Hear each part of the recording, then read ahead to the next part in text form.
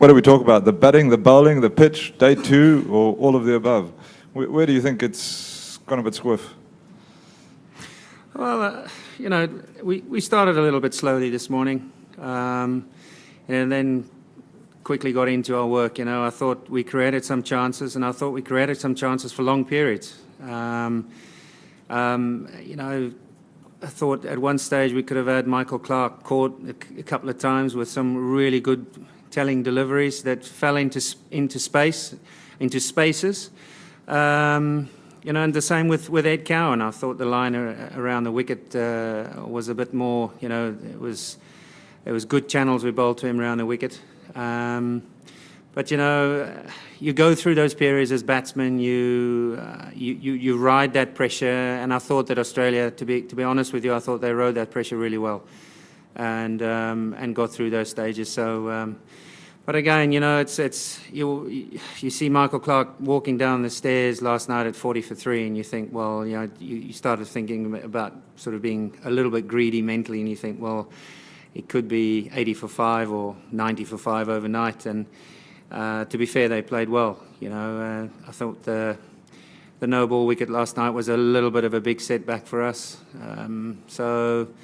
But taking nothing away from Australia, they played very, very well. Those no-balls are looking a bit scary on the scorecard. Yeah, it's there's no excuses for that. We policed that very hard at training. It's not that we have to tell these guys who are professional cricketers and playing at the highest level that they need to get their feet behind the line. So it's something that they know they're responsible for. I suppose the only concern is that throughout the last 5 or 6 months, it's been sort of building per innings. We bowled 24 against England and at the Oval. And 21 here again. So, we need to get that right. There's no excuses for that. And I know hindsight is 20/20, but when you see people like Ash and Graham bowling, you do wonder whether you shouldn't have picked a spinner? When we pick teams, and when I played, anybody in hindsight is going to say you should have played X, Y, and Z, and you play a spinner or an extra seamer. I just don't believe that. If it's the captain or the coach's gut feel that they're going to go in with a team, then that's so be it. And it becomes the player's responsibility to react to that. And whether you're going to play a spinner or not, it doesn't matter. We pick to do a job, and Graham and Gary expects that from us. So I'm not even going to go there. Alan, have you been a little bit surprised by the tameness of the pitch, its flatness? Yeah, it's a really good pitch. I walked out there straight after the day's play, and I reckon after tomorrow, whenever that is, you can probably play another 3 days on it. It's that good. So that's the positive, I think, from a batting perspective. I don't think it's going to go low or very much uneven as you expect from a wearing test pitch. It really does look fantastic. So, but yeah, I've heard so much about the Gabba and the bounce and the pace. But you can only play on what you get. So it's been a very, very good pitch. Alan, is this the first big test of Vernon Philander's career? He's had such a great first year in Test cricket. What's changed here, and how's he going to overcome it, I guess?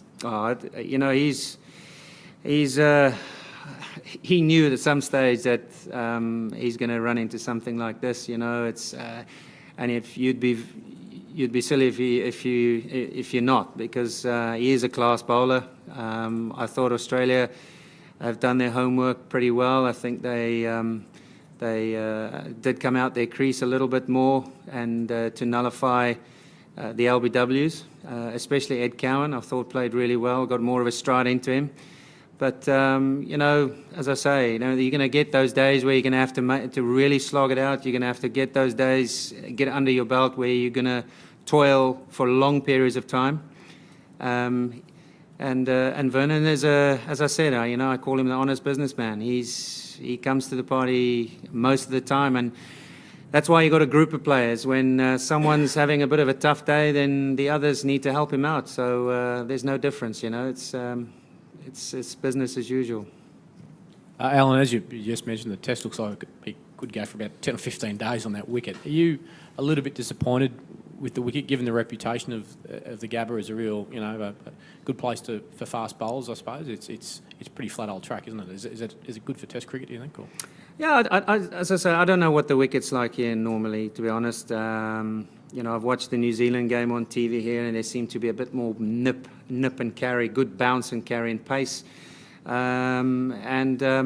I always thought that the biggest test for us here was going to be the test of length, and mixing your pace, mixing your pace very well. So bowling a good short ball. I've spoken to Glenn McGrath and Andy Bickle, and who bowled on these pitches before, So, I mean, this pitch really hasn't really done anything off the seam a great deal. Not that you expect it from very good test pitches, but I think that's a little bit. If anything, that was the surprise to me. Alan, when KP scored the 100 at Leeds, one of the conversations was about how his aggression caused the bowlers' plans to maybe go a little bit skew. Today, Michael Clarke and Ed Cowan did a similar thing, but did you think it was a case of their aggression causing the bowlers' plans to maybe get disrupted, or was it more just a slow wearing down? I just felt that we slowly crept into their channels again. We often talk about building that pressure by locking it down from both ends and really getting away from the strength areas. And I think last night was a good example too, when they were 40 for 3. There was that last hour when we just got too tight into their legs and got a bit too straight and opened up both sides of the wicket, especially the leg side. So, but from my experience as a bowler, sometimes you do. When you create a period of pressure, you tend to look for things a little bit, and then the runs start to come. So, but that's the cat and mouse game of Test cricket. That's what makes it so interesting. The other thing is, I think we could have got a little bit more creative in the sense of aggression, in maybe using our bouncer or both sides of the wicket a little bit better.